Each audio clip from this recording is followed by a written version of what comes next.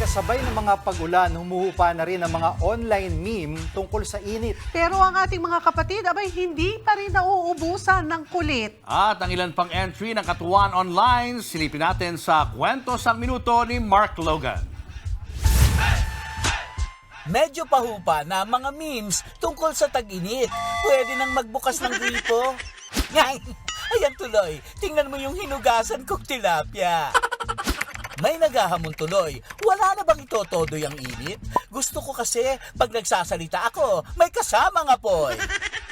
Magkakaproblema daw sa serbisyo ng tubig. Paano na lang yung babanlawan kong mga nagpariband? Ganito ang beast mode look ng nagsabing, nakakailang balik na yun ah. Paano naman kasi, nakailang balik na nga, isinilid pa sa bag yung fruit salad.